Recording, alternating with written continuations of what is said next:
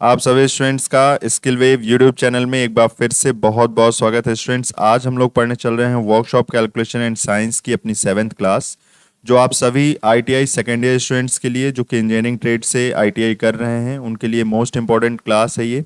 ठीक है, अभी तक आपने 6 क्लासेस देख लिया है। ठीक है, अगर नहीं देखा है तो प्लेलिस्ट में चेक करिए। ठीक है, वहाँ पे आपके लिए पूरी की पूरी 6 क्लास अपलोडेड है। आज ये 7th क्लास है। आप लोगों को एग्ज़ाम के प्रिपरेशन के लिए ये क्लासेस बहुत ही ज़्यादा इंपॉर्टेंट है स्टूडेंट्स। ऐसा मैं पहले भी बताया था आपको, इस क्लास में अभी भी बता रहा हूँ। ठीक है, तो अगर आपने वो क्लासेस नहीं देखी हैं तो आप देख लीजिए। ये सारे क्वेश्चंस बहुत इंपॉर्टेंट है, यही बार बार रिपीट होते हुए आते हैं एग्जाम में। ठीक है, तो आप इनको जरूर तैयार कर लीजिए। बाकी आप जो भी पढ़ रहे हैं बहुत अच्छी बात है। ठीक है, और आप पढ़िए, बट इनको जरूर पढ़ के जाइएगा क्योंकि ये क्वेश्चंस कॉन्टिन्यूसली आते रहे हैं एग्जाम में। ठीक है, इसीलिए मैं ऐसा बोल रहा हूँ। चलिए, और आज की जो क्लास है वो प्रत्याशा से संबंधित है, जिसमें हम लोग इसके इंपॉर्टेंट क्वेश्चंस को करने चल रहे हैं। आपको मैंने कहा है कि 250 क्वेश्चंस की हम लोग ये सीरीज कर रहे हैं, जिसमें ओवरऑल 10 क्लासेस होनी है, जिसकी आज ये 7th क्लास है। ठीक है, तो चलिए स्टार्ट करते हैं आज का फर्स्ट क्वेश्चन। लेकिन उससे पहले अगर आपने चैनल को सब्सक्राइब नहीं किया है स्टूडेंट्स, तो चैनल को सब्सक्राइब कर लीजिए, बेल आइकन को प्रेस कर लीजिए, जिससे आपको ये नोटिफिकेशन मिलते रहें जब भी मैं क्लासेस आपके लिए अपलोड करता हूँ। ठीक है, चलिए तो स्टार्ट करते हैं आज का अपना फर्स्ट क्वेश्चन। स्टूडेंट्स देखिए, आज का जो फर्स्ट क्वेश्चन है वो है आपका स्क्रीन पे।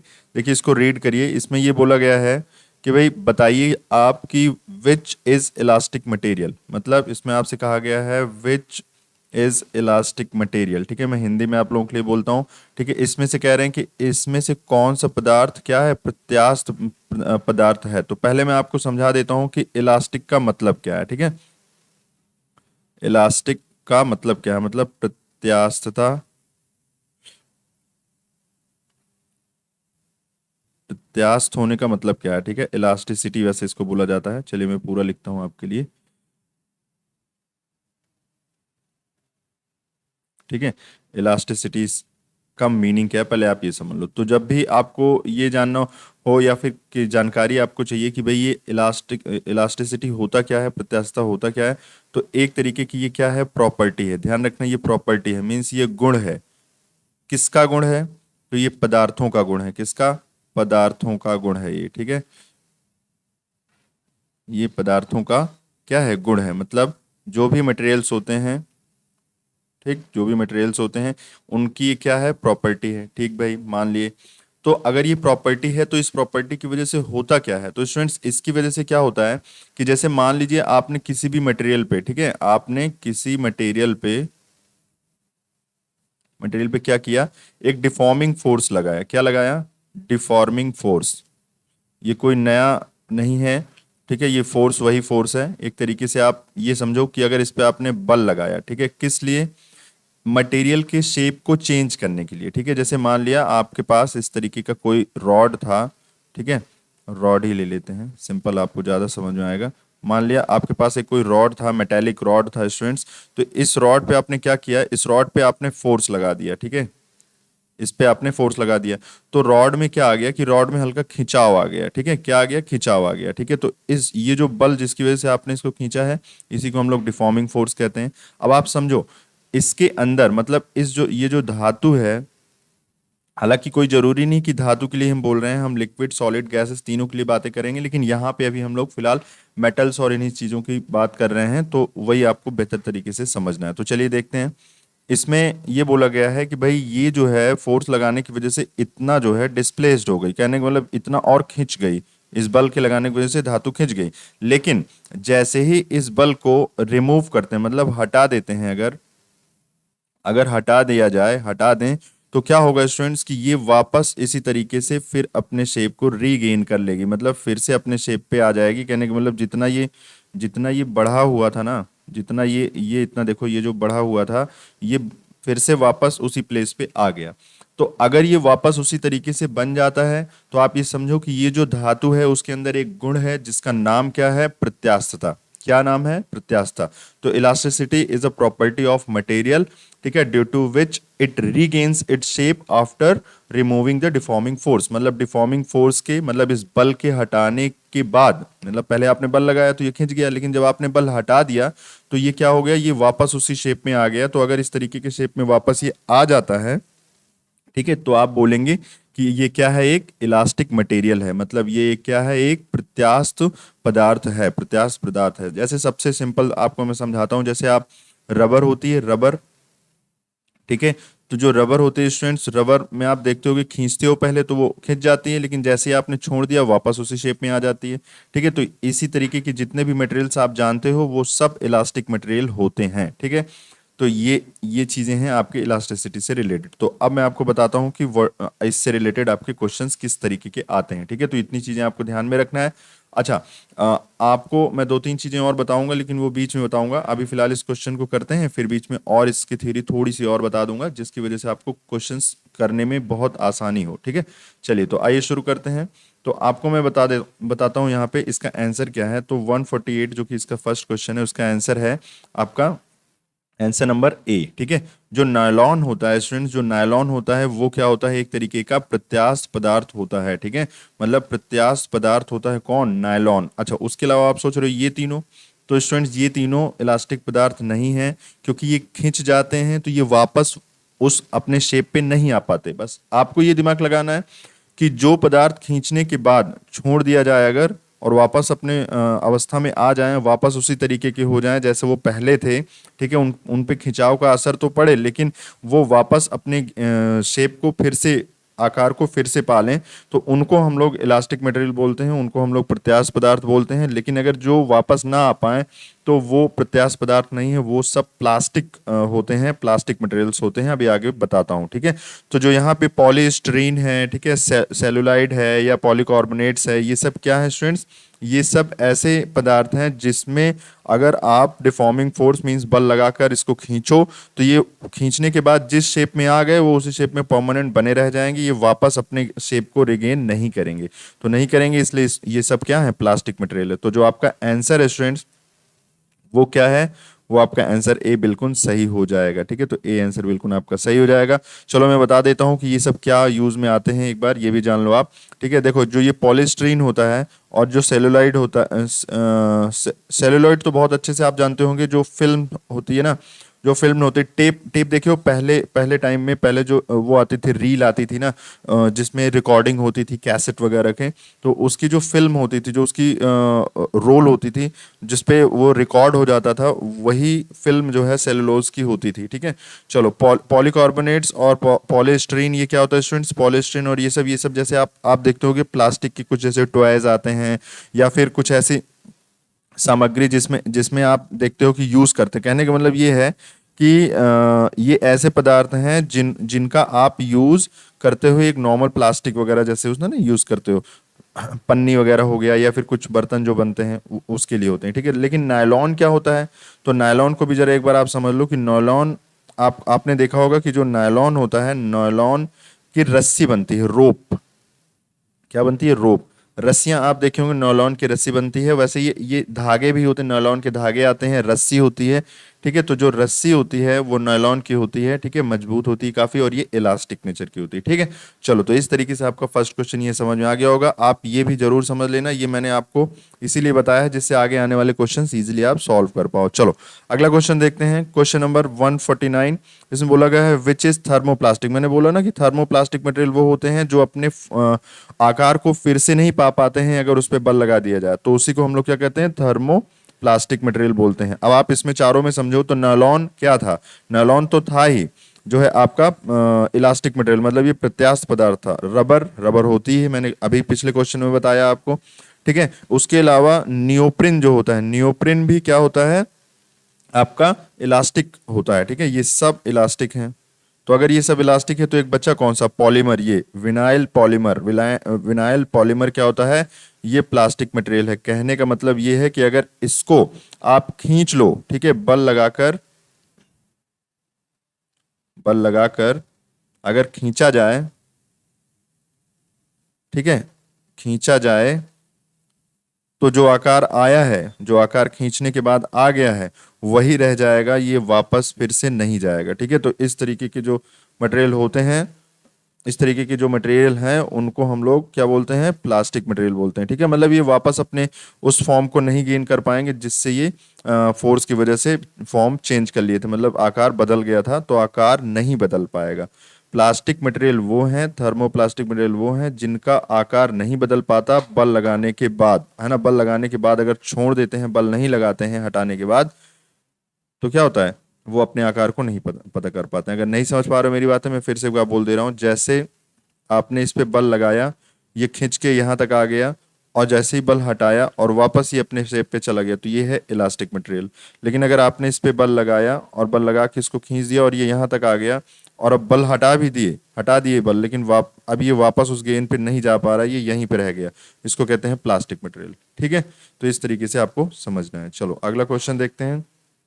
150, what is the maximum percentage of stretch, मतलब कितना खिंचाव हो सकता है, its original length is allowable for elastic material. कहने का मतलब है जो प्रत्यास्थ सामग्रियां हैं, मतलब प्रत्यास्थ सामग्री क्या है, यहाँ पदार्थ बोलो आप, ये हिंदी ट्रांसलेशन गूगल बाबा कुछ अलग टाइप से कर देते हैं कभी कभी।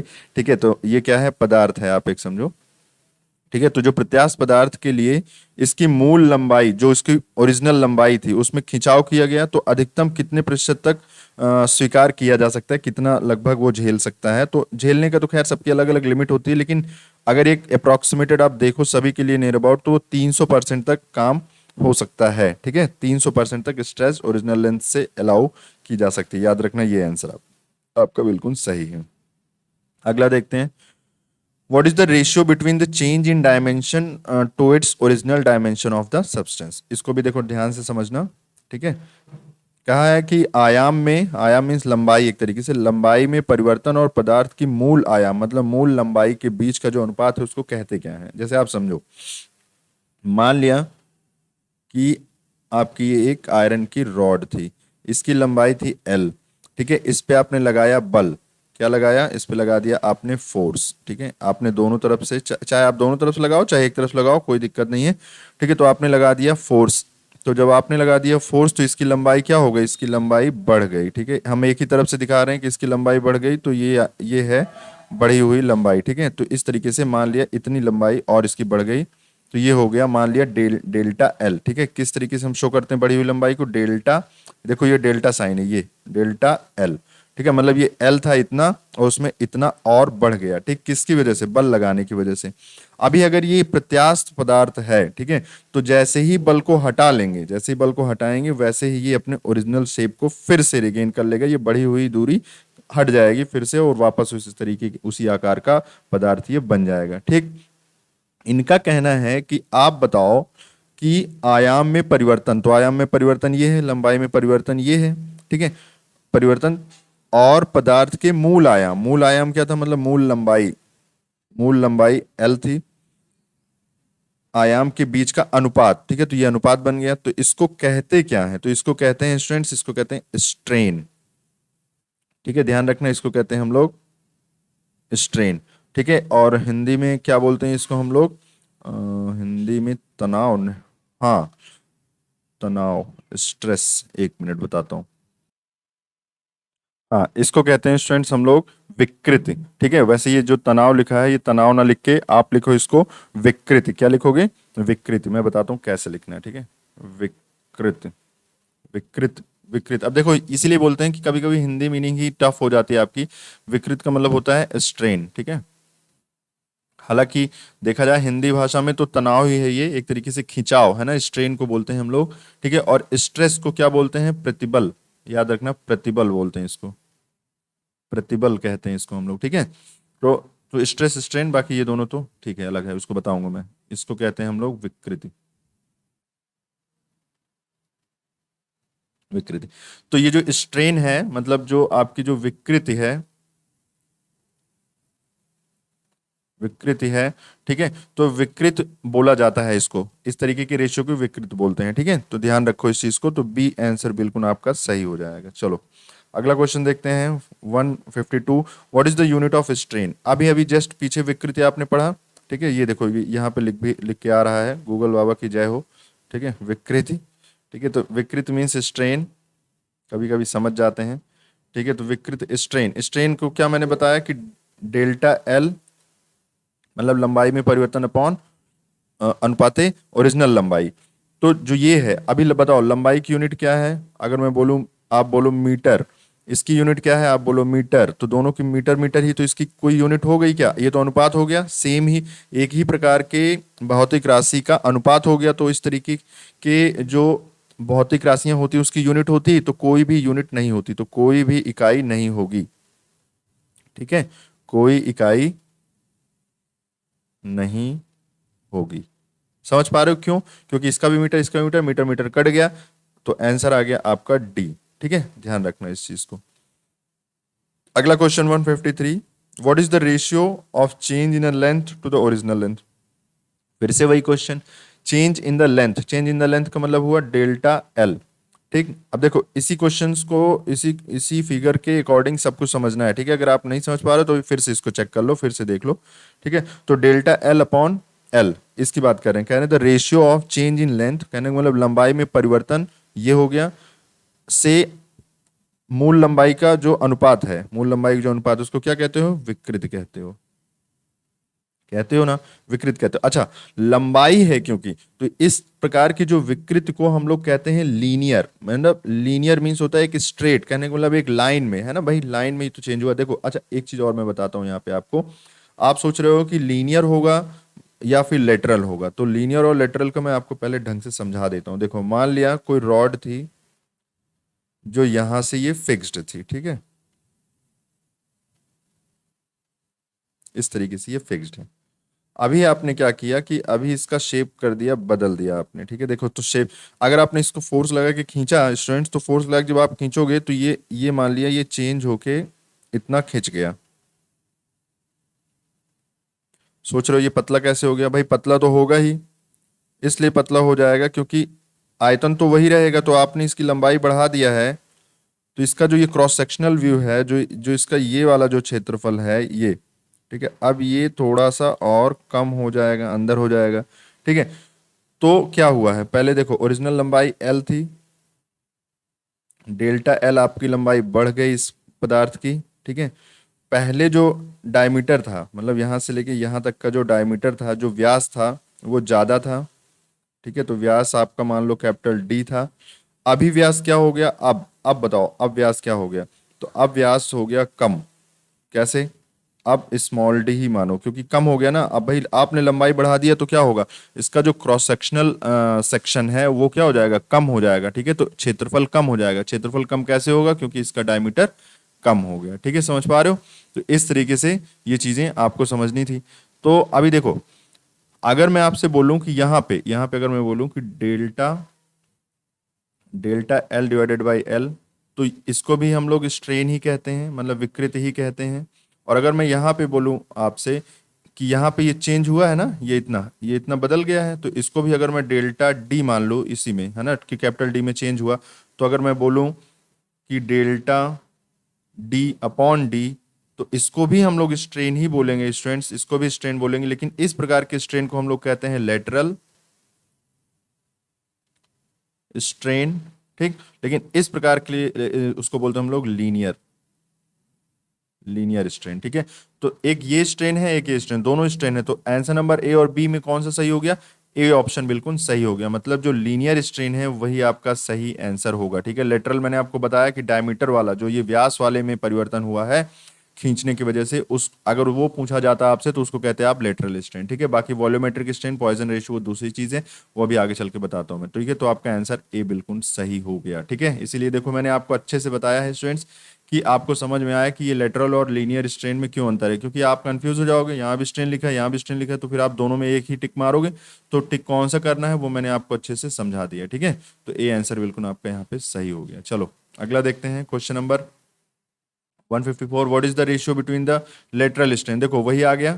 ठीक है, कह रहे हैं लेटरल स्ट्रेन, अब ये रेशियो पूछ रहे हैं कि भाई बताओ जो पार्श्व, ठीक है चलो लिखूंगा नहीं, आप खुद समझो। यहाँ पे देखो, ये जो पार्श्व विकृति है और अनुदैर्ध्य विकृति है, उसके अनुपात को कहते क्या है, तो उसके अनुपात को कहते हैं पॉइसन रेशियो। ठीक है, फिर से मैं पीछे वाले क्वेश्चन में चलता हूँ। आप देखो यहाँ पे, एक ये है लेटरल स्ट्रेन, एक ये है लीनियर स्ट्रेन, तो कह रहे हैं लेटरल स्ट्रेन, इससे इसको अगर भाग दे दो तो उस रेशियो को कहते क्या है, कहने का मतलब वहीं पे बताता हूँ, अगले क्वेश्चन में बताते हैं। कहने का मतलब यहाँ ये है कि अगर हम लोग बोलें कि भाई लेटरल स्ट्रेन अपॉन लॉन्गिट्यूडनल। अच्छा ध्यान रखना, ध्यान रखना इसको, ये जो यहाँ लीनियर लिखा है इसको आप लॉन्गिट्यूडनल भी बोल सकते हो, लॉन्गिट्यूडनल। ठीक है, स्पेलिंग चेक कर लेना, लॉन्गिट्यूडनल बोलते हैं। ठीक है, चलो तो लॉन्गिट्यूडनल भी बोलते हैं। तो इनका कहना है कि जो लॉन्गिट्यूडनल है, ठीक है, जो लॉन्गिट्यूडनल स्ट्रेन है, अगर lateral strain divided by longitudinal strain बोले तो उसको कहते क्या है, तो उसको कहते हैं स्टूडेंट्स पॉइसन रेशियो। ठीक है, ये जो लास्ट ऑप्शन है आपका पॉइजन रेशियो। अच्छा, पॉइजन रेशियो का मतलब है मतलब पॉइजन अनुपात, ये एक तरीके से ये टर्म साइंटिस्ट के नेम पे है। ठीक है, तो पॉइजन रेशियो बोला जाता है, आप ऐसे समझ लो। लेटरल स्ट्रेन अपॉन लॉन्गिट्यूडनल जो स्ट्रेन होता है उसके अनुपात को हम लोग क्या कहते हैं, पॉइजन रेशियो बोलते हैं। कहने का मतलब पार्श्व विकृत और अनुदैर्ध्य विकृत विकृत के जो अनुपात को क्या कहते हैं, पार्श्व मतलब पॉइजन रेशियो बोलते हैं, पॉइजन अनुपात बोलते हैं। चलो 155 देखते हैं। Which symbol is use to express the change in length. अभी चेंज इन लेंथ मैंने यही तो बताया कि लंबाई में परिवर्तन को डेल्टा एल से शो करते हैं, तो यहाँ पे आंसर बी बिल्कुल सही हो गया। इनका कहना है लंबाई में परिवर्तन को व्यक्त करने के लिए किस प्रकार के चिन्ह का यूज करते हैं। ठीक है, तो यहाँ ये आंसर इसमें नहीं सही से टाइप हुआ है, ये है। ठीक है, तो बी आंसर बिल्कुल आपका सही हो जाता है। ठीक, अगला क्वेश्चन देखते हैं 56। तो which one is the ratio of stress. अब ध्यान से सुनो, स्ट्रेस का मतलब क्या मैंने बताया था, तनाव नहीं, आप प्रतिबल याद रखो, ये है प्रतिबल। ठीक है, तो जो प्रतिबल है, ठीक है, जिसको आप बोलते हो स्ट्रेस,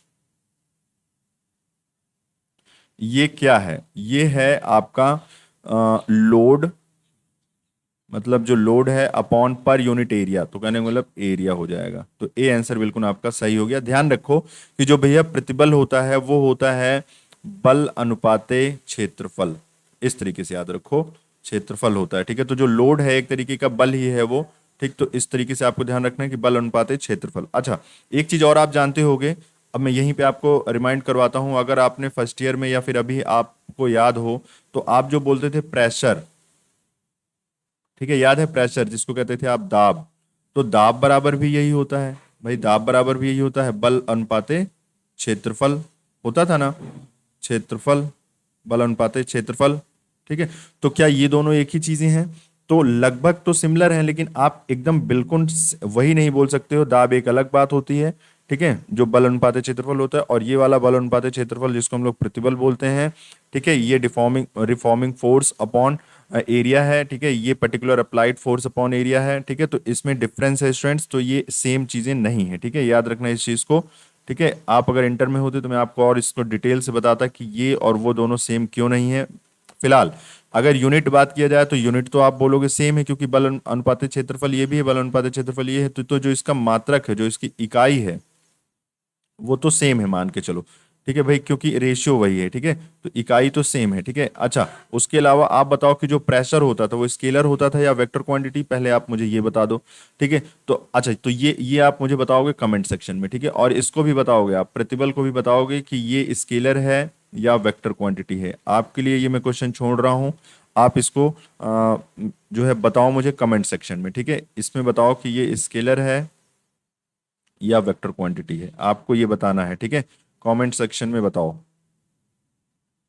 कमेंट करके मुझे बताओ कि ये दोनों क्या है। ठीक है, चलो बहरहाल इसका जो आंसर है वो हो जाएगा ए। ठीक है, लोड अपॉन एरिया जो होता है वो इसका आंसर हो जाएगा। लोड, लोड का मतलब आप बल भी समझ सकते हो। ठीक है, चलो अगला क्वेश्चन, अगला क्वेश्चन स्टूडेंट्स आपके लिए 157। Which force act as a rivet. Rivet समझते हो, जहाँ पे दो रॉड्स आके ज्वाइंट होती हैं, जैसे मान लिया एक रॉड ये है, एक दूसरी रॉड ये है, ये दोनों आपस में आके यहाँ पे ज्वाइंट हुई हैं। ठीक है, तो ये इसको जो ये ज्वाइंट पॉइंट को हम लोग कहते हैं रिवेट। ठीक है, तो जो रिवेट्स है, रिवेट्स पे किस प्रकार का फोर्स लगता है, अगर ये दोनों खींचने लगे, जैसे मान लो एक ये रॉड है, इस ये अपने लंबाई में ये इधर ये इस पे बल लगने लगे, तो इस पे भी ये क्योंकि ये जॉइंट है यहाँ पे, तो यहाँ पे भी बल लगेगा, तो ये किस प्रकार का बल लगेगा, तो ध्यान रखना वहां पे शेयरिंग फोर्स लगता है। क्या लगता है, कतरंग कतरनी बल लगता है। हालांकि ये पता नहीं कतरनी सही लिखा है कि नहीं, गूगल बाबा ने ट्रांसफर किया है इसको हिंदी में। ठीक है, तो फिलहाल आप इंग्लिश में ही याद रखो, इसको बोलते हैं शेयरिंग फोर्स बोलते हैं। क्या बोलते हैं इंग्लिश में भी, यही समझो, शेयरिंग फोर्स बोलते हैं। ठीक है, भाई जैसे मान लो इस पे बल लगा या इस पे बल लगा तो इस पे भी तो खिंचाव आएगा। तो इस पे जो खिंचाव आ रहा है उस खिंचाव को हम लोग क्या बोलते हैं, शेयर फोर्स। क्या बोलते हैं, शेयर फोर्स। ठीक है, जिसमें हिंदी में आपको सामने आपके लिखा हुआ है सी, आंसर बिल्कुल सही हो जाएगा। चलो अगला क्वेश्चन देखते हैं 158। Which type of of stress. अच्छा, इनका कहना है कि ये जो फिगर है इसमें बता दो कि ये किस प्रकार का जो है यहाँ पे स्ट्रेस आएगा, यहाँ पे किस प्रकार का प्रतिबल। ठीक है, ध्यान रखना जहां जहां पे ये लिखा है ना तनाव तनाव तनाव तनाव, ये सब क्या है, प्रतिबल प्रतिबल है। ठीक है, चलो फिलहाल तो यहाँ पे आपको मैं बता दूं कि देखो यहाँ पे हो क्या रहा है, पहले ये समझ लो। ये एक बॉडी है, बॉडी में दो तरीके से ये जॉइंट्स पे फोर्स लग रहा है, एक इधर लग रहा है और एक यहाँ लग रहा है। तो दोनों के लगने की वजह से, ठीक है, दोनों के इसके लगने की वजह से आपको बताना है कि किस प्रकार का बल लगता है। तो ध्यान रखना, अभी मैंने जॉइंट्स की बात किया था, यहाँ पे भी ये दोनों कनेक्टेड जैसे लग रहे हैं, तो यहाँ पे भी क्या लगेगा, शेयरिंग फोर्स बिल्कुल सही हो जाएगा। ठीक है, इसका शेयरिंग आंसर बिल्कुल सही हो जाएगा। तो सी आंसर इसका भी सही हो जाएगा। ठीक, ज्वाइंट्स पे। अगला देखते हैं 159। कह रहे हैं what is the formula of bulk modulus. अच्छा, अब आपको मैं बताता हूं, पहले ध्यान से सुनना। मॉडुलस ऑफ इलास्टिसिटी, ठीक है, मॉडुलस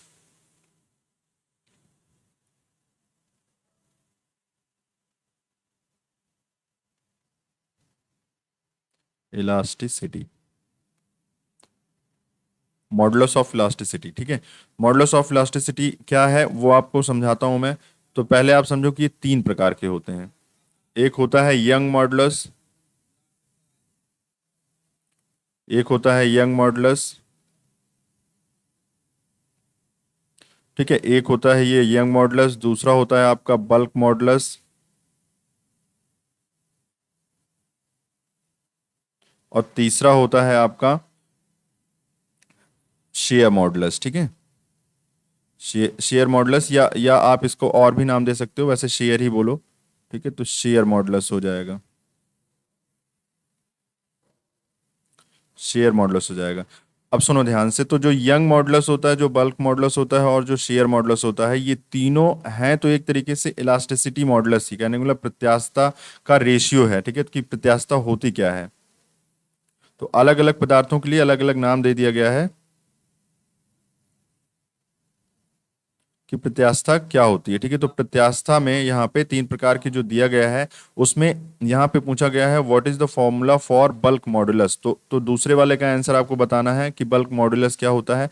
एक तरीके से समझो कि ये क्या है, एक अनुपात है किसका, जो ये बताता है कि किस मटेरियल में किस तरीके की प्रत्यास्थता होती है। ठीक है, तो यहाँ पे जो आपका सही आंसर हो जाएगा वो हो जाएगा सी, बिल्कुल सही हो जाएगा। और मैं बताता हूँ क्यों सी आंसर सही हो जाएगा। तो बल्क मॉडुलस वहाँ पे हम लोग यूज करते हैं जहाँ पे, पहले तो आप समझो कि ये जो प्रत्यास्थता है वो है क्या, तो प्रत्यास्थता है आपका स्ट्रेस अपॉन स्ट्रेन। क्या है स्ट्रेस अपॉन स्ट्रेन, मतलब प्रतिबल अपॉन विकृति। ठीक है, स्ट्रेस अपॉन स्ट्रेन ये होता है। तो अब जिस जो अलग अलग अलग टाइप के स्ट्रेस, अलग अलग टाइप के स्ट्रेन की वजह से इनका तीन नाम अलग अलग बदल जाता है। ठीक है, यंग, बल्क और शेयरिंग मॉडुलस। ठीक है, चलो तो अभी देखते हैं, मॉडुलस ऑफ रिजिडिटी भी बोलते हैं, शेयरिंग मॉडुलस को अभी याद आ गया, मॉडुलस ऑफ रिजिडिटी भी बोलते हैं, ध्यान रखना इस चीज को। ठीक है, फिलहाल यहाँ आपसे जो पूछा गया है वो है बल्क मॉडुलस। तो बल्क मॉडुलस जो रेशियो होता है वो होता है स्टूडेंट्स, सी आंसर बिल्कुल सही है। यहाँ पे होता है वॉल्यूमेट्रिक। ठीक है, volumetric stress upon volumetric strain, कहने का मतलब volumetric stress upon volumetric strain कैसे होता है वो मैं आपको समझाता हूँ। जैसे मान लीजिए आपके पास कोई एक बलून है, मतलब एक गुब्बारा है, गुब्बारे में आपने बल लगाया, यहाँ मान लो बल लगाया तो ये पिचक गया। ठीक है, तो पिचक गया तो इसमें क्या हुआ भाई, आपने इस तरीके से बल लगाया तो ये पिचक गया, तो ये आ गया थोड़ा सा छोटा हो गया ये। तो इसमें क्या हुआ, इसमें ये हुआ है कि इसका जो यहाँ देखो, इसमें जो है इसके आयतन में कमी हो गई है। तो आयतन में कमी होने की वजह से इसका जो वॉल्यूम है वो घट गया। ठीक है, तो पहले अगर वॉल्यूम वी था तो अब इसका वॉल्यूम क्या हो गया, तो मान लो छोटा वी हो गया, तो परिवर्तन हुआ है ना, चेंज हुआ। तो जो चेंज हुआ है उसको हम लोग ऐसे करके लिख सकते हैं। ठीक है, जो डीवी हो गया। अच्छा, ये हुआ क्यों, तो इसमें क्या लगाया गया था, प्रेशर। ठीक है, क्या लगा है, प्रेशर। ठीक है, तो प्रेशर की वजह से ऐसा हुआ है, तो प्रेशर को क्या बोलेंगे, स्मॉल p से रिप्रेजेंट करेंगे। तो अगर इसका मैं आंसर बताऊं आपको कि व्हाट इज बल्क मॉडुलस, तो बल्क मॉडुलस इक्वल्स टू होता है वॉल्यूमेट्रिक स्ट्रेस। कहने का मतलब स्ट्रेस का मतलब हुआ यहाँ P से, ठीक है, अपॉन वॉल्यूमेट्रिक स्ट्रेन, तो ये हुआ डी वी, मतलब या डेल्टा वी जो भी लिखे हो आप, ठीक है, यहाँ पे डेल्टा वी अपॉन वी, ठीक है, स्ट्रेस अपॉन स्ट्रेन होता है। अच्छा, यहाँ पे हम लोग नेगेटिव साइन भी यूज करते हैं, क्योंकि जब आप बल लगाते हो तो आयतन घटता है, तो घटने के लिए ही माइनस साइन लगाया गया है, तो ये इसका रेशियो होता है। ठीक है, हालांकि इतना नहीं आपको जानना है, आपको सीधे जानना है कि सी आंसर इसका बिल्कुल सही है, स्ट्रेस अपॉन स्ट्रेन होता है। और किस प्रकार के stress strain, volumetric stress. Volumetric का मतलब होता है आयतनिक, ठीक है,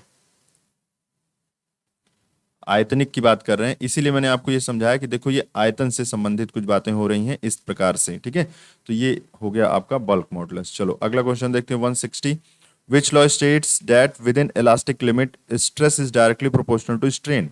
अब ध्यान से सुनो, इसके लिए मैं आपको अगले क्वेश्चन पे ले चलता हूं। पहले देखो, नेक्स्ट क्वेश्चन है आपका, यहाँ पे जरा इस फिगर को जब देखोगे तो ध्यान से, पहले इस फिगर को मैं आपको अब समझाना चाहता हूँ, पहले आप इस फिगर को ढंग से समझ लो। इसमें यहाँ यहाँ देखो, लोड और एलोंगेशन, कहने का मतलब इधर आप कहो तो स्ट्रेस, नहीं सॉरी, एक तरीके से इसको आप बोल सकते हो स्ट्रेन, मतलब खिंचाव। एलोंगेशन मीन्स भी खिंचाव ही होता है ना, तो खिंचाव, और ये लोड, तो लोड का मतलब एक तरीके से क्या हो गया, स्ट्रेस। ठीक है, हालांकि ये फिगर आपको लगता है दिख नहीं रहा है सही से, उसी में देखते हैं हम लोग।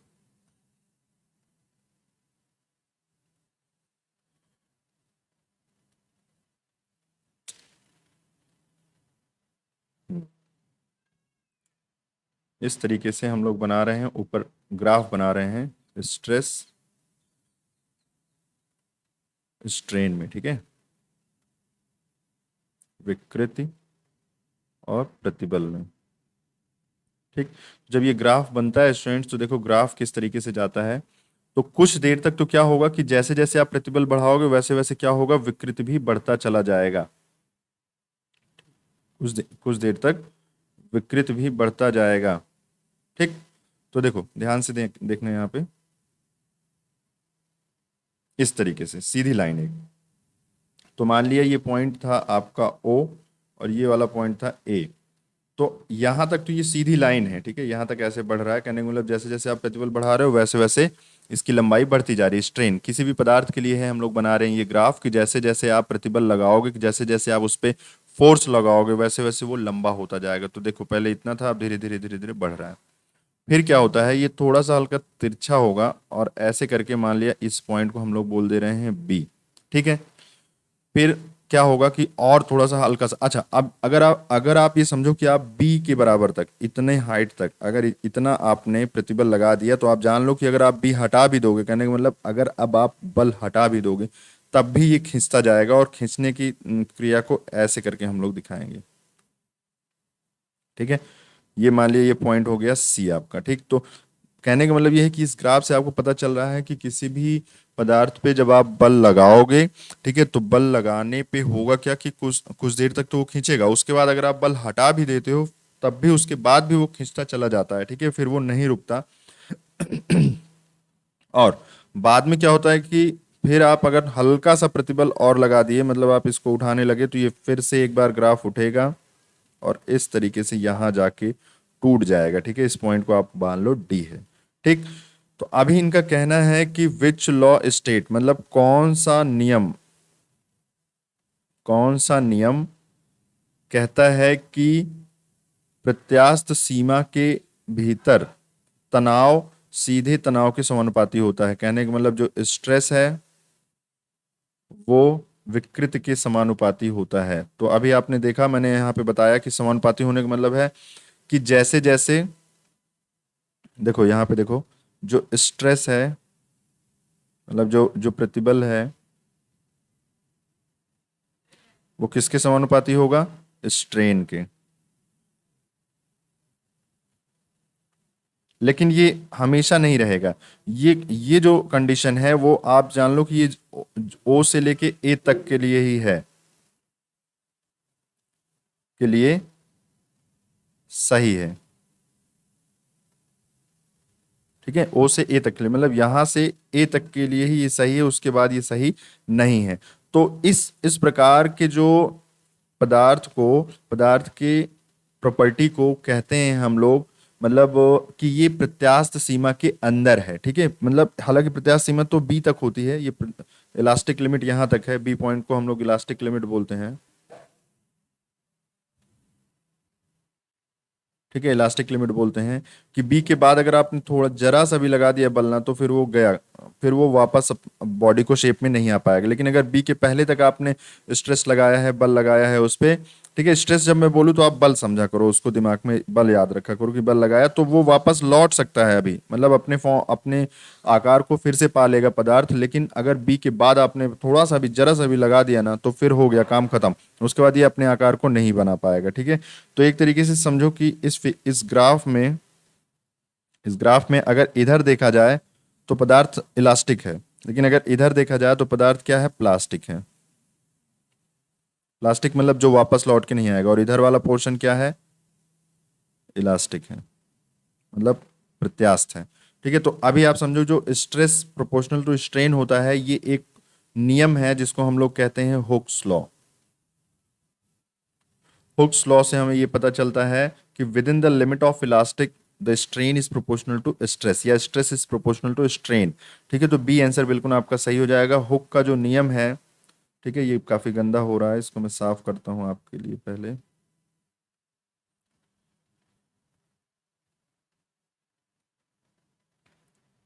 हुक का नियम कहते हैं इसको हम लोग।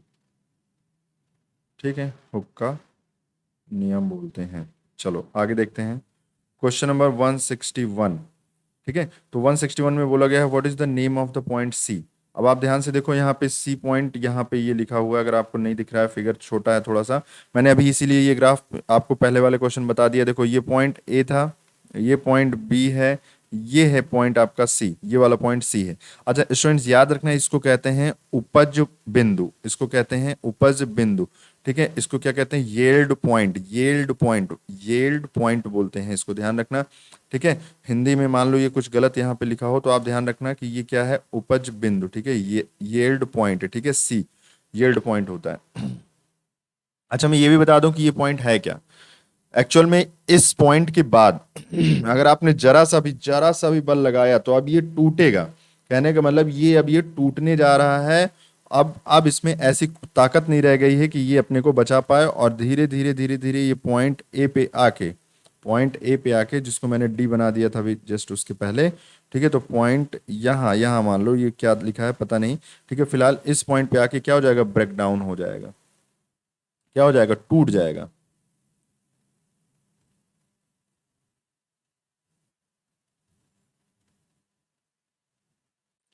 टूट जाएगा। ठीक है, चलो क्वेश्चन नंबर 162। 162 में बोला गया है आपसे what is the term used for maximum stress attend by the material before rapture, मतलब टूटने से पहले टूटने से पहले किसी सामग्री द्वारा प्राप्त अधिकतम तनाव, तनाव मीन्स स्ट्रेस की बात कर रहे हैं ये। ठीक है, ध्यान रखना, के लिए किस शब्द का प्रयोग किया जाता है, तो ध्यान रखना अंतिम तनाव। ठीक है, अंतिम तनाव इंग्लिश में हम लोग बोलते हैं उसको अल्टीमेट स्ट्रेस। पहले आप समझो मैं क्या कह रहा हूं। मान लिया एक रॉड है, इस तरीके से फिक्स्ड है। ठीक है, एक रॉड है इस तरीके से फिक्स्ड है, हमने लगाया इस पे बल और ये बढ़ गया, इसमें आ गया खिंचाव, इसमें आ गया खिंचाव। अगर इसमें आ गया खिंचाव तो इनका कहना है कि what is the term used, मतलब क्या क्या बोला जाता है, किस लिए, किसके लिए, फॉर मैक्सिमम स्ट्रेस, मतलब मैक्सिमम स्ट्रेस के लिए, अधिकतम प्रतिबल के लिए क्या कहा जाता है किसी मटेरियल की भाषा में, किसके पहले, टूटने से पहले तक। तो टूटने से पहले तक जितना भी आपने स्ट्रेस दिया है स्टूडेंट्स, उसको हम लोग कहते हैं अल्टीमेट स्ट्रेस।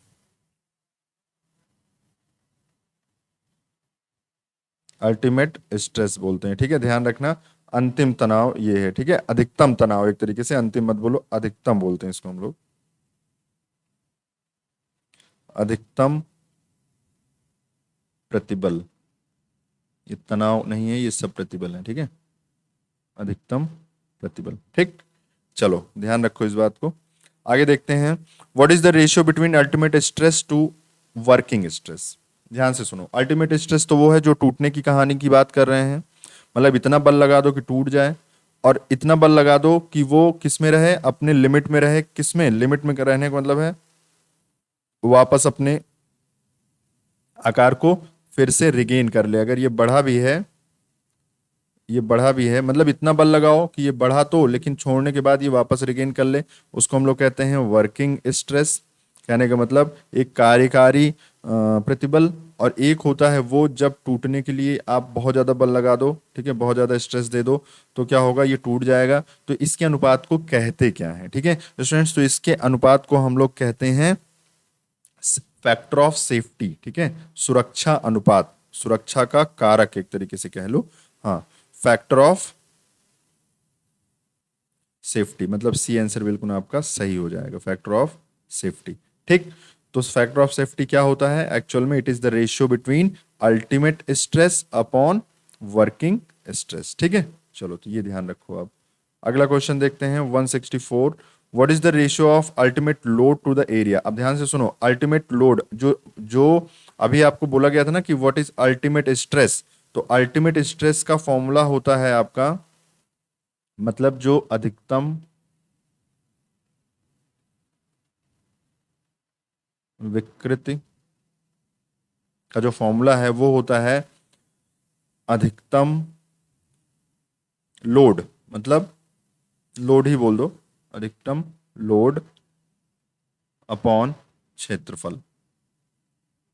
कौन सा क्षेत्रफल वो बताता हूं, ठीक है। देखो, मान लिया ये रॉड थी, ऐसे करके किया, तो ये वाला जो क्षेत्रफल है ना, इस एरिया की बात कर रहे हैं, ये एरिया ए है, और जो इस पे फोर्स आपने लगाया, मैक्सिमम जो बल लगाया, रिफॉर्मिंग फोर्स लगाया, वो ये है, ठीक है। तो अल्टीमेट स्ट्रेस जो हो जाएगा, ठीक है, अल्टीमेट स्ट्रेस जो हो जाएगा वो हो जाएगा आपका अधिकतम लोड अपॉन क्षेत्रफल। तो क्या होता है, उसी को हम लोग कहते हैं अल्टीमेट स्ट्रेस। सी ऑप्शन बिल्कुल सही हो जाएगा। चलो अगला क्वेश्चन देखते हैं, क्लास लंबी हो जा रही है, चलो बता ही देते हैं, एक ही क्लास में निपटा देते हैं इसको आपका पूरा का पूरा, ठीक है। दो बार में देख लेना, अगर नहीं समझ आ रहा है तो दो बार में आप इसको देखो। चलो, what does the point B denotes, इसमें बी पॉइंट क्या बता रहा है, तो बी पॉइंट बताता है स्टूडेंट्स इलास्टिक लिमिट। मैंने अभी आपको बताया था कि पहले ये सीधा जाता है, सीधा जाने के बाद ये पॉइंट ए आया मान लो, और थोड़ा सा फिर उसके बाद ये तिरछा जाने लगता है, इसको बी बोलते हैं, ये है इलास्टिक लिमिट। कहने का मतलब अगर इसके बाद जरा सा भी स्ट्रेस लगा, जरा सा भी बल लगा, तो ये अब ये वापस नहीं आ पाएगा, ये इधर चला जाएगा, टूट ही जाए, टूटेगा तो नहीं खैर अभी, ठीक है, लेकिन ये अपने फॉर्म को नहीं रिगेन कर पाएगा, अपने आकार को नहीं पा पाएगा, ये वापस जो है, और जितने पे अब ये जाके बन गया, जितना आकार इसका हो गया बल लगाने के बाद, उतना ही रह जाएगा, ठीक है। तो इसको इलास्टिक लिमिट बोलते हैं। तो अगर ध्यान रखना कि अगर हम इस पे बल लगा रहे हैं, लेकिन बी पॉइंट के पहले तक, इधर तक, तब तो अच्छी बात है, तब तो ये लौट आएगा, ठीक है, जिस शेप में था। लेकिन अगर बी से जरा सा भी बढ़ा, तो फिर ये वापस नहीं हो पाएगा उस शेप में, उसी को कहते हैं इलास्टिक लिमिट, ठीक है। तो ए आंसर बिल्कुल आपका यहाँ पे सही हो जाता है। अगला देखते हैं, what is the ratio of sharing stress upon sharing strain. पहली बात तो ये समझ लो कि स्ट्रेस अपॉन स्ट्रेन,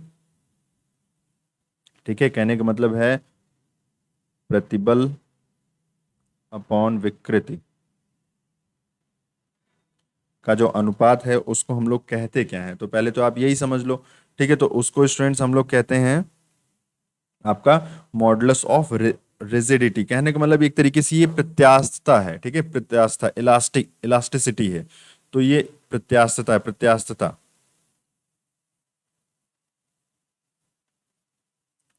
प्रत्यास्थता बराबर होता है स्ट्रेस अपॉन स्ट्रेन, प्रतिबल अपॉन विकृति। लेकिन क्योंकि प्रतिबल अपॉन विकृति तीन अलग अलग प्रकार की होती हैं, तो अगर हम लोग इसमें शेयर जोड़ दें, shear stress upon shear strain,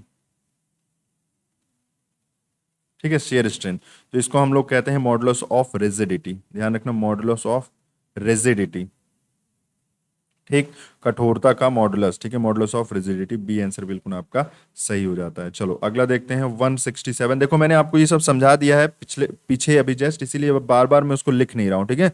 what is the ratio between stress upon strain, फिर से वही कहानी, तो इसको आप जानते हो यंग मॉडुलस बोलते हैं, सीधे सीधे यंग मॉडुलस बोलते हैं, जिसको हम लोग वाई से डिनोट करते हैं, ठीक है, ये ध्यान रखना, यंग मॉडुलस बोलते हैं। ये वही है जो अभी जस्ट पीछे आपने पढ़ा, modulus of rigidity, sharing stress upon sharing strain, और इसी को हम लोग बोलते हैं यंग मॉडुलस, ठीक है, यंग मॉडुलस, ये होता है यंग मॉडुलस। और मॉडुलस ऑफ रिजिडिटी इसमें है जब आप शेयर लगा देते हो, ठीक है, sharing stress upon sharing strain, ठीक है। वैसे आपने अगर थ्योरी तो पढ़ी होगी तो स्टूडेंट्स ये बहुत अच्छे से मजे से समझ में आ रहा होगा। मुझे पता है कि अगर जिन स्टूडेंट्स ने नहीं पढ़ा होगा थ्योरी जरा सा भी, उनको थोड़ा टफ हो सकता है, मैं मानता हूँ, ऐसी बात नहीं है, ठीक है, टफ हो सकता है, लेकिन ये सभी के लिए टफ नहीं होगा, जो थोड़ा सा भी जरा सा भी पढ़े होंगे उनको अच्छे से समझ में आ रहा होगा। अगला देखते हैं व्हाट इज रेशियो। हाँ, तो रेशियो मैंने आपको बता दिया, सी होता है इसका आंसर। कह रहे हैं कि which force act as a crank shaft, जो क्रैंक शाफ्ट होता है उसमें किस तरीके का जो फोर्स लगता है, किस तरीके का बल लगता है, तो वो होता है टॉर्जनल स्ट्रेस, ठीक है, टॉर्जनल स्ट्रेस लगता है, ठीक है, ध्यान रखना। मतलब एक तरीके से क्रैंक सॉफ्ट क्या होता है, जब पिस्टन ऊपर नीचे, गाड़ी का जो पिस्टन ऊपर नीचे होता है, तो यहाँ पे एक क्रैंक सॉफ्ट लगी होती है जो कि व्हील को रोटेट करवाती है। तो रोटेट अगर करवा रही है तो इसमें क्या लगता है, घूर्णन होने लगता है, घूमने लगता है। तो जब भी घूमने लगेगा तो वहां पे क्या होगा, टॉर्क डेवलप होगा, और जब टॉर्क डेवलप होगा उसी के नाम पे यहाँ पे टॉर्जनल स्ट्रेस की ये बात करते हैं, ठीक है। तो टॉर्जनल स्ट्रेस यहाँ पे इसका आपका आंसर बिल्कुल सही हो जाएगा। चलो अगला देखते हैं 169, which is thermosetting plastic. Thermosetting plastic इसमें से कौन सा है, तो 169 का आपका आंसर हो जाता है सी, ठीक है। तो जो थर्मोसेटिंग प्लास्टिक है वो है सेलुलॉइड। अच्छा मैं आपको बता दूं कि ये सेलुलॉइड का यूज क्या है, ठीक है स्टूडेंट्स। तो जो ये सेलुलॉइड है, ठीक है, उसका यूज मेनली आप देखते हो, अभी तो मैंने बताया था वैसे आपको सेलुलॉइड का यूज। सेलुलॉइड का यूज होता है जो जो रील होती है ना, जो फिल्म होती है, किसकी किसकी फिल्म, ये पिक्चर वाली फिल्म की बात नहीं कर रहा हूँ, जैसे जो कैसेट्स होती थी, जिसमें रिकॉर्डिंग कैसेट्स होती थी, उसकी जो फिल्म होती थी उसके अंदर रील होती थी ना, फिल्म, वो सेलुलोज की ही बनाई जाती थी। हालांकि आप प्लास्टिक के एक तरीके से आप प्लास्टिक मटेरियल जो भी देखते हो ना, उसमें कुछ चीजें ऐसी भी होती हैं जो सेलुलोज से बनाई जाती हैं, ध्यान रखना इस चीज को, इतना, ठीक है। बाकी ये सभी प्लास्टिक ही हैं एक तरीके से देखा जाए तो, आपको मैं बता दूं, ठीक है। तो थर्मोसेटिंग प्लास्टिक जो है इसमें वो क्या हो जाएगा, एक मिनट, गलत बोल दिया, सेलुलोज नहीं होगा, थर्मोसेटिंग की बात कर रहे हैं, थर्मोसेटिंग ये नहीं होगा स्टूडेंट्स, ठीक है। थर्मोसेटिंग आपका हो जाएगा डी आंसर, बिल्कुल सही हो जाएगा, ठीक है।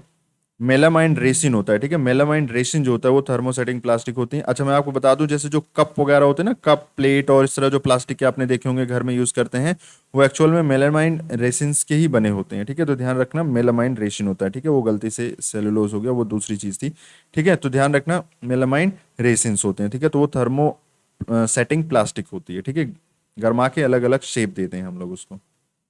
170, क्वेश्चन नंबर 170 में देखो, अब थोड़ा सा न्यूमेरिकल पॉइंट शुरू हुआ है, चार पांच क्वेश्चन है बस, और ज्यादा परेशान होने की जरूरत नहीं है, ठीक है। कह रहे हैं कह रहे हैं कि यदि स्वीकार्य अपरूपण प्रतिबल, ठीक है, स्ट्रेस दिया है इन्होंने, स्ट्रेस इन्होंने दे दिया है, जिसका मतलब होता है, ध्यान रखना मैं एक बार लिख रहा हूं आपके लिए सब कुछ, बल अपॉन क्षेत्रफल, ठीक है, बल अपॉन क्षेत्रफल, ये स्ट्रेस इन्होंने दे रखा है। देखो शेयरिंग स्ट्रेस दिया है 50, ठीक है, तो 50 न्यूटन मींस न्यूटन बल की यूनिट, और क्षेत्रफल की यूनिट हो जाएगी एमएम स्क्वायर, ठीक है। चलो इतना मिल गया।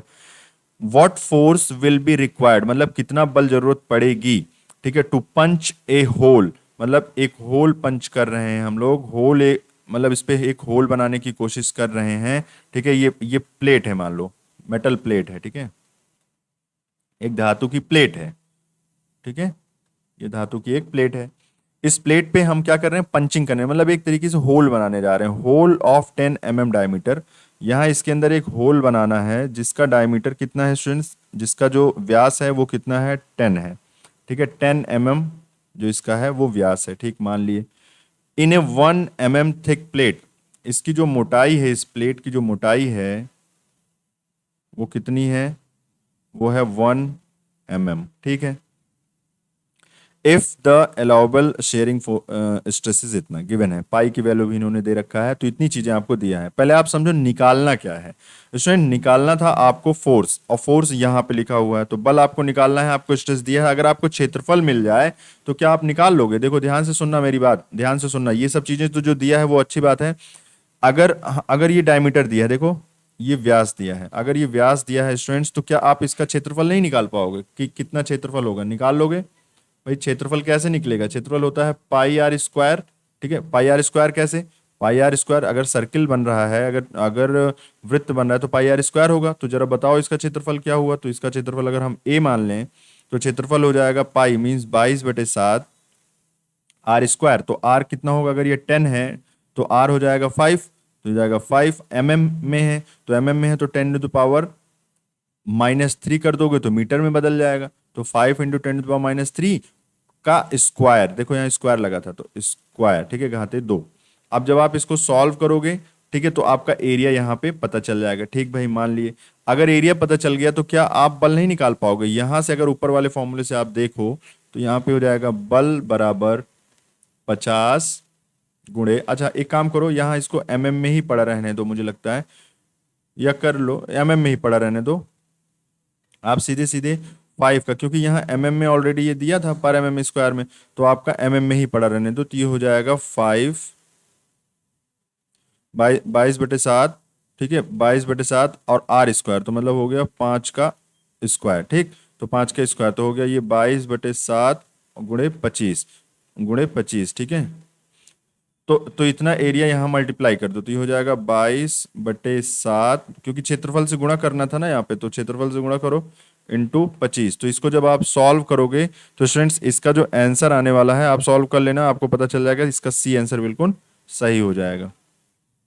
ठीक है, चलो अगला क्वेश्चन देखते हैं 171। इसमें लिखा है what is the tensile stress if the square rod of 10 mm side is tested for tensile load of 1000 mm। चलो पहले आप समझ लो इसमें ये बोल क्या रहा है।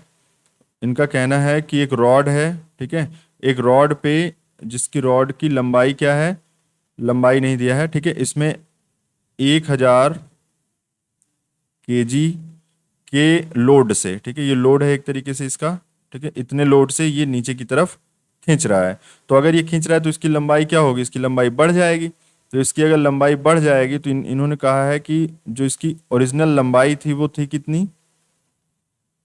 देखो यहाँ पे, तो इन्होंने कहा है कि एक स्क्वायर रॉड है जिसमें जो है साइड्स, अच्छा ये स्क्वायर है, ठीक है, तो इसको स्क्वायर फॉर्मेट में बना लो,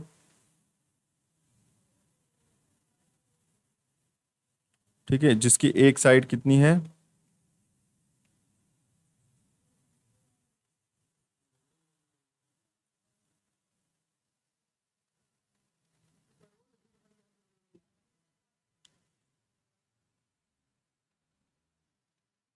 तो जो इसकी एक साइड है वो हो जाएगी 10 mm एक साइड है, तो इसकी लंबाई और चौड़ाई दोनों 10 mm है, तो इसका जो क्षेत्रफल हो जाएगा, इस क्षेत्रफल की मैं बात कर रहा हूँ, इस क्षेत्रफल की, तो ये जो क्षेत्रफल हो जाएगा वो 10 × 10 हो जाएगा, ठीक है, तो ये हो जाएगा 100 mm स्क्वायर, तो ये हो जाएगा इसका एरिया। ठीक, चलो अभी इनका कहना है कि बताओ कि स्ट्रेस क्या होगा। तो पहले आप समझ लो कि स्ट्रेस निकालने के लिए आपको किन किन चीज़ों की जरूरत है। तो आपको जरूरत है फोर्स की, मतलब लोड की, एक तरीके से लोड की जरूरत है, और आपको जरूरत है एरिया की, मतलब क्षेत्रफल की। तो लोड आपको गिवन है, आपको क्वेश्चन में लोड गिवन है, लोड है आपका 1000 kg, 1000, ठीक है, और एरिया आपको अभी पता चल गया कितना, 100 mm स्क्वायर, और ये हो जाएगा kg।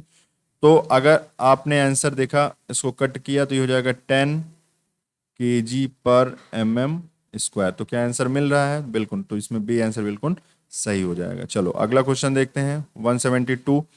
What is the tensile stress strain की बात करें पहले। अब आप समझो, अगर स्ट्रेन पूछ रहे हैं, इनका कहना है कि अगर हम विकृत की बात करें, ठीक है,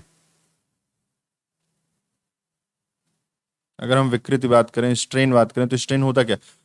change in length upon length, मतलब लंबाई में परिवर्तन अपॉन ओरिजिनल लंबाई, ठीक है। तो इनका कहना है एक बल लगाया 3.2 न्यूटन का, इज अप्लाइड ऑन ए बार, एक रॉड पे, ठीक है, जिसकी ओरिजिनल लेंथ कितनी थी? 2800। तो ओरिजिनल लेंथ इसकी दिया हुआ है बच्चों 2800 mm, ठीक है भाई, mm में लिख लिए, ठीक है। mm is extended bar by the, इतना कहने का मतलब है कि पहले आपकी एक रॉड थी जिसकी लंबाई कितनी थी, एक रॉड थी जिसकी लंबाई थी 2800, ठीक है, 2800 mm लंबाई थी। इनका कहना है आपने बल लगाया तो बल लगाने के बाद इसकी लंबाई में हो गया परिवर्तन, और लंबाई में परिवर्तन हुआ है 0.5 mm का, ठीक है। तो अगर इतना परिवर्तन हो रहा है तो बताओ बताओ कि विकृति क्या होगी।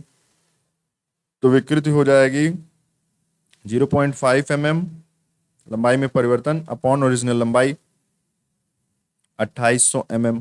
जब आप इसको सॉल्व करोगे तो आपका आंसर आएगा, आंसर आ जाएगा ए बिल्कुल सही आंसर हो जाएगा, ठीक है। तो आपका आंसर आएगा 0.000178 ठीक है। और यूनिट नहीं होती, ठीक है, इसकी कोई इकाई नहीं होती विकृति की, ध्यान रखना है इस चीज को। चलो अगला क्वेश्चन देखते हैं। अगला क्वेश्चन है 173, हाउ मच स्ट्रेन, स्ट्रेन की बात कर रहे हैं, फिर से स्ट्रेन। तो स्ट्रेन क्या होता है पहले ये ध्यान से समझ लो, डेल्टा एल मतलब D L by L, change in length upon length, मतलब जो आपकी लंबाई है, ठीक है, लंबाई में परिवर्तन अपॉन ओरिजिनल लंबाई, ठीक है। तो कह रहे हैं जो जो लंबाई है एक्चुअल में, जो रॉड की लंबाई है वो तो है 1000, मतलब 1 मीटर, तो मतलब अगर मैं इसको mm में बदल दूं तो 1000 mm हो जाएगा, मिलीमीटर हो जाएगा। लेंथ गेट्स एलोंगेटेड मतलब खिंचता है कितने से, 1 सेंटीमीटर से। यदि एक सिरे पर 100 किलोग्राम का बल लगाया जाए तो 1 मीटर की लंबाई की जो लोहे की रॉड है उसमें 1 सेंटीमीटर, 1 सेंटीमीटर खिंचाव आ जाता है एक तरीके से, तो विकृति उत्पन्न हो जाता है। तो बताना है आपको कि विकृति की वैल्यू कितनी है, ठीक है, विकृति की वैल्यू बताना है। खिंचाव आपका हो गया 1 सेंटीमीटर। चलो मैं पहले आपको जिस यूनिट में लिखा है वही लिख के दिखाता हूँ, 1 सेंटीमीटर, ठीक है, अपॉन ओरिजिनल लेंथ इसकी कितनी थी, 1 मीटर थी, ठीक भाई। तो मीटर और सेंटीमीटर का भी तालमेल बन नहीं रहा है तो इसको एक यूनिट में करो। तो सेंटीमीटर को अगर हम मीटर को सेंटीमीटर में बदल दें तो कितना हो जाएगा, 1 सेंटीमीटर तो ऊपर लिखा ही है, इसको सेंटीमीटर में बदलोगे तो कितना हो जाएगा, 100 सेंटीमीटर हो जाएगा, ठीक है। तो 100 सेंटीमीटर हो जाएगा स्टूडेंट्स, 1 मीटर में 100 सेंटीमीटर होता है ना, तो क्या होगा कि सेंटीमीटर सेंटीमीटर कैंसिल, तो 1/1, सॉरी 100 मीन्स हो जाएगा 0.01। तो आंसर आ गया बी, आंसर बिल्कुल आपका सही हो जाएगा, ठीक है। समझ पा रहे हो, इंग्लिश में भले बोल रहा हूँ लेकिन आपको डाटा निकालना है, आप हिंदी में पढ़ लो, यहाँ से समझो, ठीक है। और वही चीजें लिखी हुई हैं जो मैं ये समझा रहा हूँ आपको, ठीक है। तो इसकी भी यूनिट नहीं होती है, स्ट्रेन की यूनिट होती नहीं है, तो इसलिए इसका आंसर ऐसे ही हो जाएगा 0.01। What is the young modulus, young modulus पहले बताओ क्या होता है।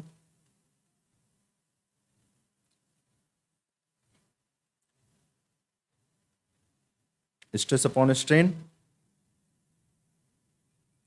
प्रतिबल अपॉन विकृति, यही होता है यंग मॉडुलस, याद रखना इस चीज को।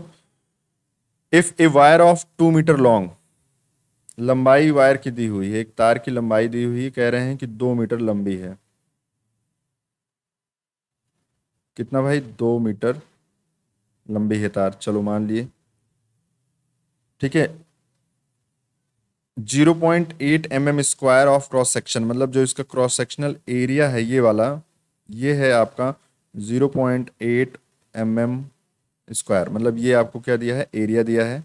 यहाँ पे ये क्या दिया गया था, ये लंबाई L दी गई थी आपको, यहाँ पे cross section increase its length, इतना 1.6 mm बढ़ गया। 2 मीटर की रॉड थी, जब इस पे बल लगाया गया, खींचा गया, तो ये कितना बढ़ गया, ये स्टूडेंट्स ये बढ़ गया आपका, मतलब डेल्टा एल की जो वैल्यू है वो है आपका 1.6 mm और बढ़ गया, ठीक है। By suspension of 8 kg weight, 8 kg weight मतलब, अच्छा ये एक तरीके से इसको पलट के आप ऐसे कर दो, मतलब सस्पेंशन ऑफ, इसका खुद का अपना वेट है, ठीक है, इस पे लटकाया गया है। एक्चुअल में ये कहानी कुछ ऐसे थी, मैं फटाफट बना देता हूँ आपको इसको मैं मिटा के।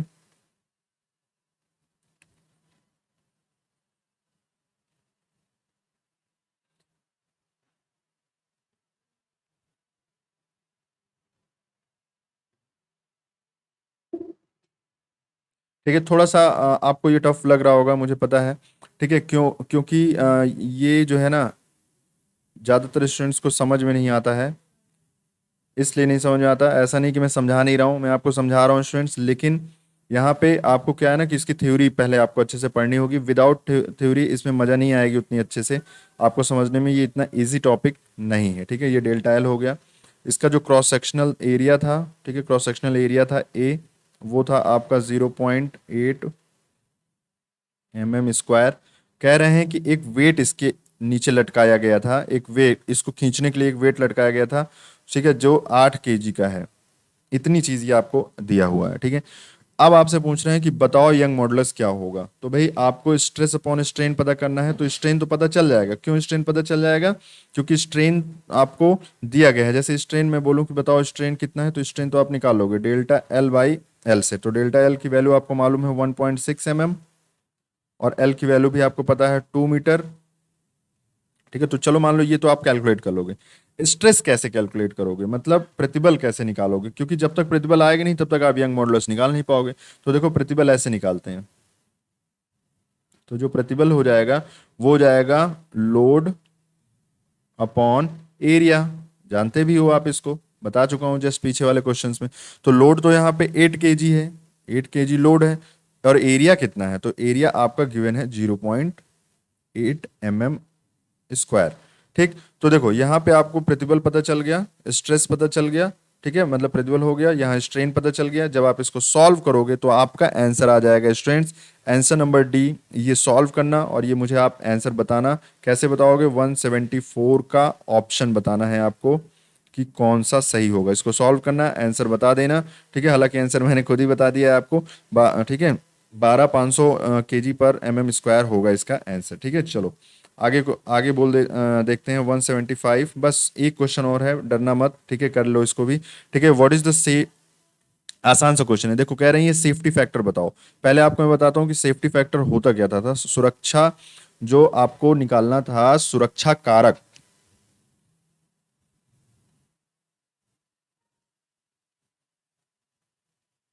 सुरक्षा कारक, फैक्टर ऑफ सेफ्टी।